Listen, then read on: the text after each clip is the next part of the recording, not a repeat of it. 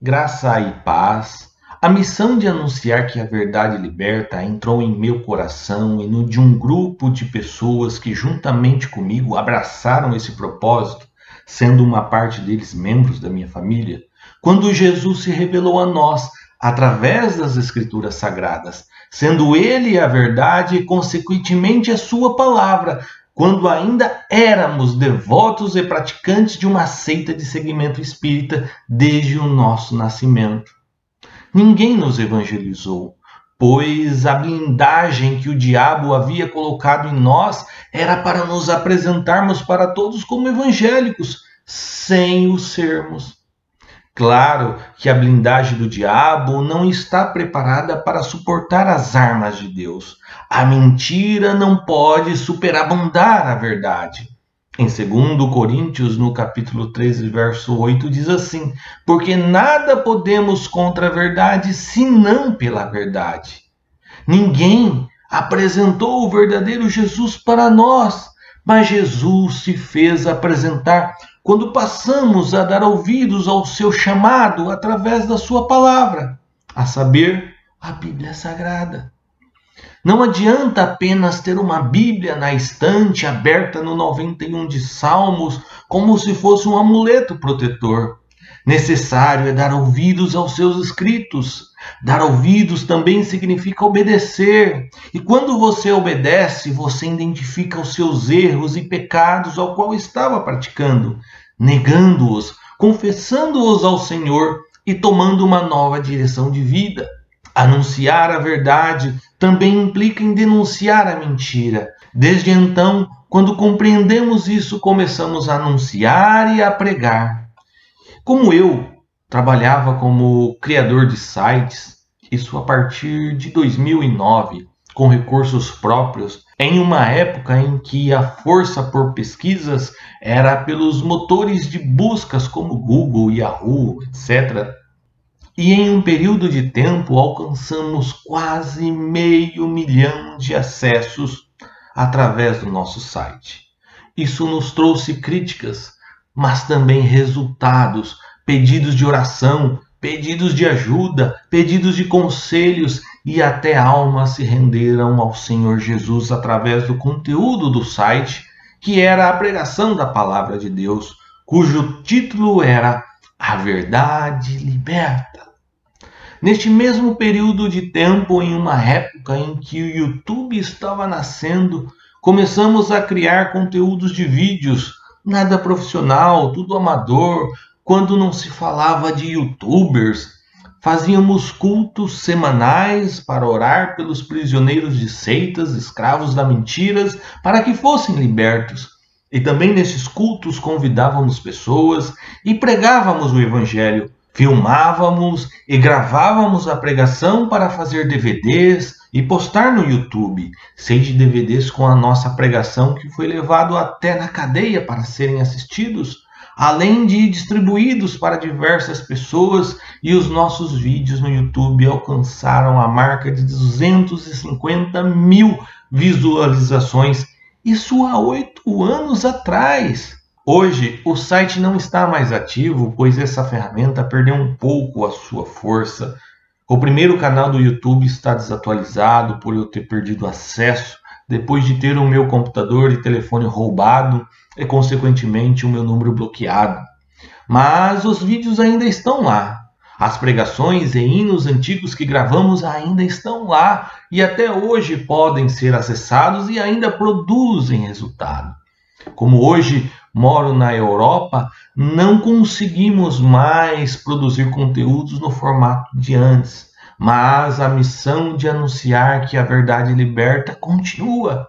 Estamos no Instagram, estamos no Facebook, temos até grupo no WhatsApp e pelo meu canal do YouTube, que você pode se inscrever, tenho a missão de anunciar que a verdade liberta, ou seja, que Jesus é o nosso libertador. Em João capítulo 8, verso 32 diz assim: e conhecereis a verdade, e a verdade vos libertará. Deus te abençoe. É por isso que a igreja de Jesus Cristo não tem uma placa. Porque as placas dividem, mas Cristo não divide ninguém, Cristo une. Aonde a cabeça é Jesus Cristo, ali há a união e ali há a concordância, porque os membros automaticamente, num passe de mágica, num mistério divino, porque isso é coisa de Deus. Você se anda, você se movimenta, você sente a brisa, você enxerga, você pisa, sente o cheiro, automaticamente obra divina. Nosso corpo é obra divina. Aleluia, Jesus. E é assim que tem que ser a igreja, dentro dessa essência, desse espírito de unidade, mesmo sendo diferentes uns dos outros, mas como unidade. Até essa madrugada eu acordei, eu começo a pensar em umas coisas, fico meditando. E eu pensei, esse mês de abril fez 4 anos que nós fomos libertos, que o Espírito Santo foi apresentado a nós, que ele nos convenceu. E olha, já se passaram 4 anos. Mas quando eu começo a voltar ao passado, eu começo a lembrar algumas coisas. Se acho que cada um de nós começar a pensar antes desses 4 anos, em detalhe da nossa vida, ele já mexia com nós, ele já movia em nós. Ele nos cutucava e nós não estávamos percebendo que era ele que estava nos ensinando, estava alertando, já estava assim, tipo, ai, abre o olho, olha isso. E lá no Conquista mesmo, né, fiquei 12 anos lá no Conquista, e eu lembrando que muitas vezes, muitas noites, a gente lá, né, e à noite eu escutava a igreja lá da vizinha, a igreja da Edilma, a igreja batista, pregando lá no altinho lá do morro. E de lá da igreja, a janela ficava aberta e ela falava tão alto no microfone que da minha cozinha, da minha sala, eu escutava ela falar. E quantas vezes eu fiquei na janela da cozinha assim, debruçada, às vezes os meninos estavam todos na sala, ou assistindo televisão, cada um estava no canto.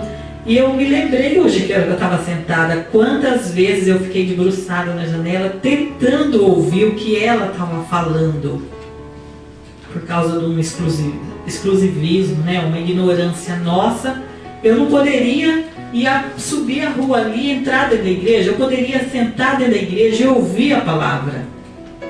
Mas eu não fui ensinada assim no passado, então eu ficava na janela. E eu morei durante 12 anos lá, e nesses 12 anos eu vi muito pregação dela pela minha janela e eu nunca entrei naquela igreja. Eu só entrei depois da nossa libertação, depois que passou mais acho que uns 5 anos, 4 anos, eu não sei, que foi que nós fomos lá visitar aquela pastora e eles ficaram muito felizes com a nossa visita aquele dia que nós fomos lá. E eu lembrei hoje disso, como o Espírito Santo já estava trabalhando em nosso coração. Eu lembro. E é assim que Deus vai fazer na sua vida. Se você buscar Deus e renovação do Senhor. Eu creio, Deus. Aquele passado, aquelas tristezas, aquelas coisas ruins e pecados mais sujos que a gente fez no passado, hoje, pelo sangue de Jesus Cristo, somos salvos, somos limpos e purificados. Por isso que fala, né, que quando nós confessamos os nossos pecados a Deus, entregamos a nossa vida para o seu Filho Jesus, que se entregou por nós, diz que nós deixamos de ser criaturas para sermos chamados filhos de Deus bendito. Aleluia. Então, todo aquele passado sujo, de dor, de tristeza, que nenhum de nós gosta de lembrar no tempo que vivemos no mundo do pecado. Mas agora, nós somos filhos do Deus bendito e somos chamados de: olha a mulher abençoada, a mulher que ora e Deus responde a sua oração. Olha o homem abençoado, ele ora e Deus responde a sua oração. Então, o culto é uma das formas da gente agradecer a Deus pelos feitos do Senhor, pelo que Ele fez e ainda vai fazer. O culto é um momento onde você vem na igreja e diz: Senhor, muito obrigado. pelo que o Senhor fez na minha vida e continua fazendo e ainda vai fazer, né? Porque a demonstração de amor de Deus para conosco foi a morte do seu Cordeiro, que é o Cristo crucificado para a nossa salvação, da minha e da tua vida. Então não foi pouco o que Jesus fez na minha e na tua vida, não foi pouco, foi muito. Deus ofereceu tudo o que Ele tinha de melhor, de bom, de melhor, mais perfeito, para resgate da tua alma. Portanto, a nossa alma para Deus é caríssima, é de grande preço, é de grande valor. Nós somos o bem mais precioso para Deus. Então, nós somos de grande valor para Deus. Você não sabe o valor que você tem para Deus, o valor inestimável da sua vida que você tem para com Deus. Então, graças seja a Deus, ore a Deus, leia a palavra de Deus, a qual nós temos acesso em nossa vida. E muitas das vezes a vida passa tão rápido e esta palavra, fonte de riqueza, de vida, acaba ficando fechada nas estantes, nas racks, nas gavetas, e a gente conhecemos então pouco o nosso Deus. Esse é um meio de se conhecer Deus. Deus usou seres humanos na terra, inspirado pelo Espírito Santo, para conversar com o ser humano, trazendo uma novidade de vida, trazendo uma esperança.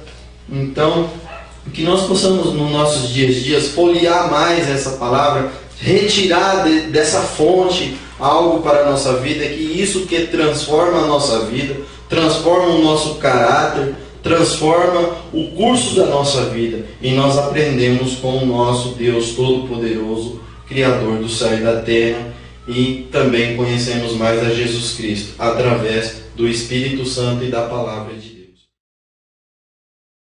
Nós temos que cumprir o que o Senhor falou em Marcos 15,16, que é ide por todo mundo e pregar o Evangelho. Aleluia, Jesus, é verdade. Aí eu comecei a pensar, meu Deus, mas e por todo mundo? Eu vou sair do Brasil e ir pro Egito e pro... Né? Eu não tenho essa capacidade ainda. Ontem à noite eu lá sentada e pensando nisso, fazendo essa mensagem, pensando nisso. Aí o Senhor falou assim pra mim, mas quem disse que para pregar a minha palavra tem que sair pelo mundo, tem que sair pelos países onde está todo mundo necessitado? Você pode estar pregando pro seu vizinho, para o seu amigo que está na hora da dificuldade, ir fazer uma visita no hospital, conversar com uma pessoa, entregar um simples folhetinho, que é tão que a gente às vezes não faz isso, né? Quer pegar e entregar na mão. Isso já é evangelizar. É fazer o que nós estamos fazendo, colocando essas palavras no site, que eu creio no Senhor que está ajudando muita gente. Porque para a honra e glória do Senhor, nós estamos tendo muita visita em nosso site, muita visita. E estamos vendo que pessoas estão, e não é só pessoas do Brasil não, é de todo mundo está assistindo. Então é um meio da gente também estar entrando. Aleluia, Jesus, é nesses verdade, países Deus. que os cristãos não podem estar entrando pela internet.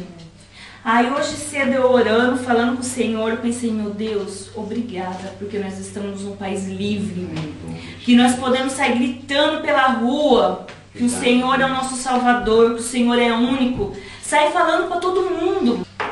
E mesmo assim nós ficamos com vergonha. Aí eu lembrei do dia que a gente foi lá na casa da Dita orar por ela, que ela estava enferma, né?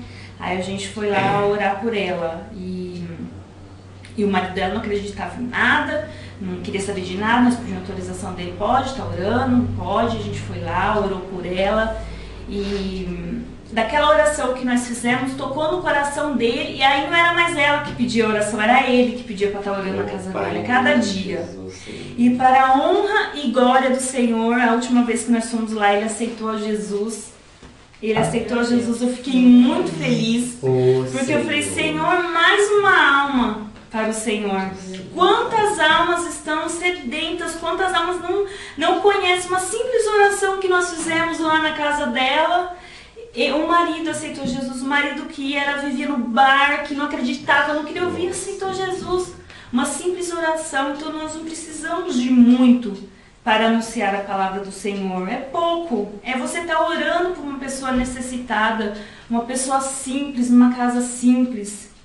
Eu e o Adriano sempre andamos com folheto no bolso, nós deixa no banco, nós deixa na... Onde que nós vamos, nós deixa um folhetinho ali, que eu tenho certeza que nós já entregou bastante, assim. Alguns em mãos e alguns deixando em lugares que bastante gente passa.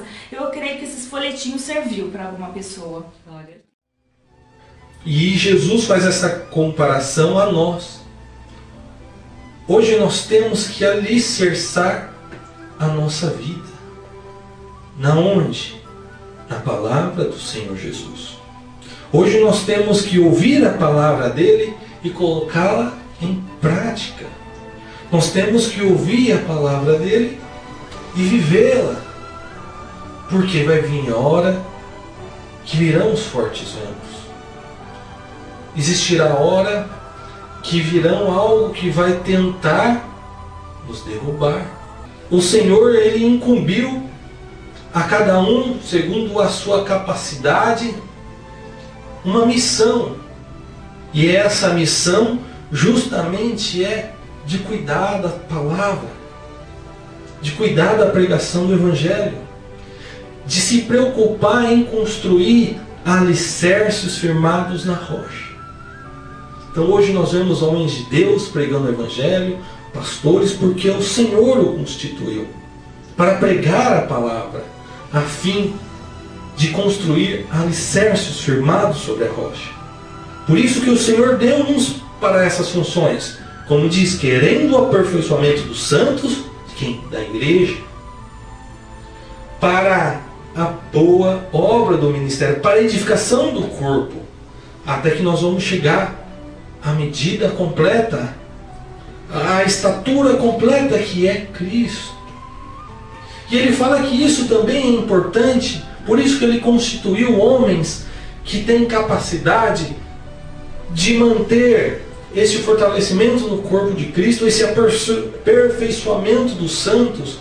Um dos motivos que ele constituiu é para que homens de Deus, cristãos, os santos, a igrejas, não seja levados em qualquer roda, em qualquer vento de doutrinas por homens que com astúcia enganam fraudulosamente.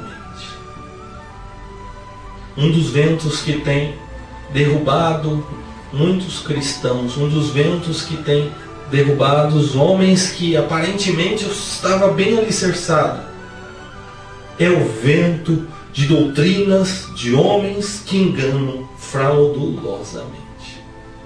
Este vento tem derrubado. Esses dias eu recebi um e-mail de uma irmã pedindo oração pela família dela. Depois de 40 anos que estavam na igreja batista, passaram a congregar em uma seita. Depois de 40 anos na igreja batista, foram levados pelos falsos ensinos, pelo vento de uma doutrina de homens.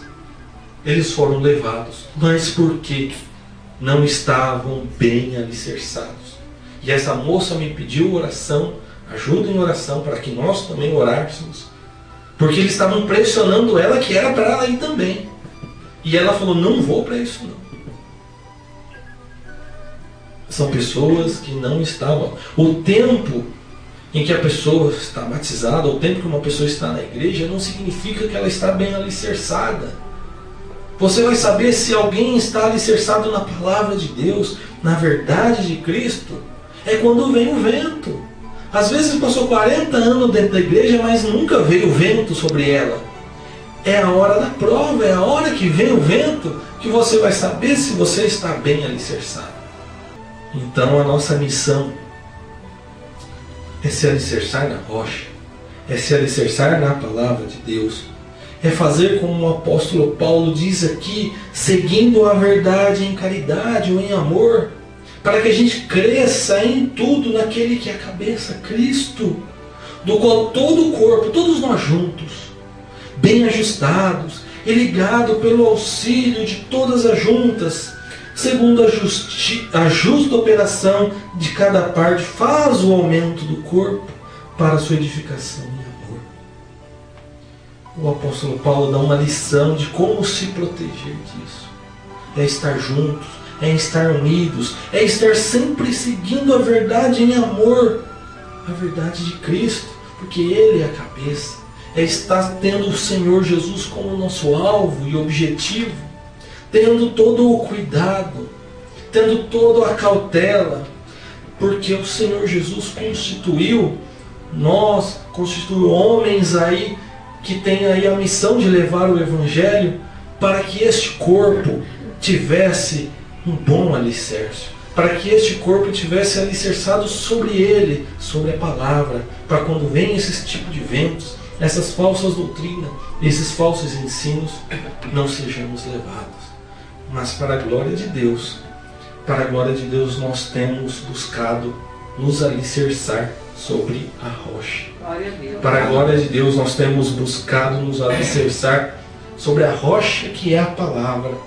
Nós temos buscado aí o aperfeiçoamento. Se todos tiverem esse intento no coração, pode vir o vento que for, pode vir a tempestade que for, que nada, nem ninguém pode ser abalado por esses ventos, porque nós estamos firmados em Jesus, que é o nosso fundamento para a glória de Deus. Amém?